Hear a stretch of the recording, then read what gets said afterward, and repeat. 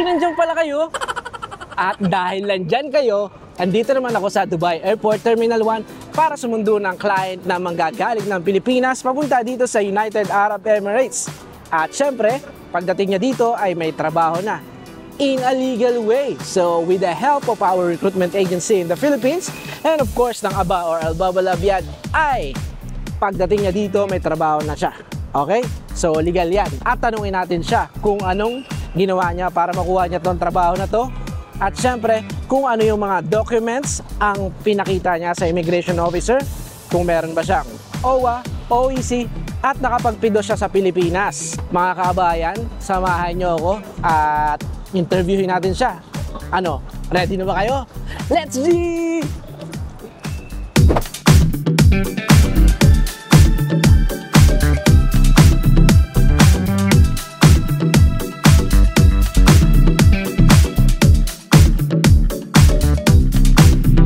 So, Mr. Let, welcome po dito sa Dubai at kamusta po yung biyahe nyo? Okay lang, okay naman po pero medyo nakakapagod. First time ulit na makabalik dito sa UAE. Ah, dati na po ba kayo OFW? Opo. Saan po kayo dito sa Middle East? Dito rin po sa Dubai. Ah, nanggaling na po kayo sa Dubai. Anong year po kayo nandito? 2006 po. 2006? Ah, matagal na po pala. Ilang taon po kayo dito? Almost 12 years po bago nakabalik dito. Ay, ang tagal po naman. 12 years. So, ano pong ginagawa niyo sa Pilipinas? Pa-extra lang po sa pagdadrive, tinutulungan ko po yun. Saan po muna kayo sa Pilipinas niyan? Sa Pangasinan po. Ah, Pangasinan. Eh, ano po yung pinagkakabalan niyo doon? Yun nga po, yung pa-extra sa pagdadrive. Nagawa po ako mag-drive. Ng mga deliver po ng mga flowers. Oh. Ay, marunong din po kanya ng bulaklak, florist, gano'n. Hindi po. Magde-deliver lang po. Ah, hindi deliver lang. So may naiwang pamilya po sa Pilipinas? Mayroon po. Asawa ko tsaka 2 anak. Ilang taon na po yung anak nyo? 6 tsaka 8. 6 at saka 8. Ay, paano po yun? Naiwanan ninyo? Ganyan po talaga. Kailangan pong kumayad para sa kinabukasan po nila. Ayun. Sa pangarap po sa kanila. Sa bagay, kasi pumunta naman tayo dito sa abroad para sa pamilya. So, ngayong nandito na po kayo sa UAE, ano po yung nararamdaman ninyo? Masaya na malungkot po, syempre. First time ulit na makaapak sa dati kong pinanggalingan. Talagang fight lang po para sa pamilya.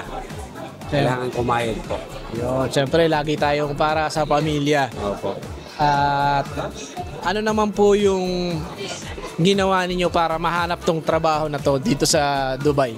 Actually po, ni-refer lang po ako ng dati kong katrabaho, si Mr. Glenn Cabrera, which is close friends ko po siya. Yun. So sila po yung nakakita sa amin. Para siya po yung tumulong sa akin, tapos nagpaano sa ABA, sa inyo po. Ayun. So, pagdating naman po sa immigration sa Pilipinas, ano po yung hinahanap sa inyong papel? Ano po yung nangyari? Ayun po, ang hinahanap lang po sa akin, kasi may history na po ako ng upload. Ang hinahanap lang po sa akin is OEC. OEC, syempre yun yung pinaka-importante yung papel. So, na-upload na po pala kayo? Opo. Kailan po kayo na-upload? Last 2023 po. Last 2023. Tapos hindi na po, ba't hindi nyo po binalikan ulit? Wala na po Wala pong chance kasi malaki po yung nagastos dati. Nasa magkano po yung nagastos nyo? Mostly 200K po. Oh, malaki-laki din po yan. Congratulations po kasi syempre nakarating po ulit kayo dito sa Dubai para makapagtrabaho. At with the help of our recruitment agency in the Philippines and of course ng ABA or Albaba Labiad ay nandito na po kayo ulit. Yeah, so mare-recommend nyo po ba yung company namin dito sa Dubai?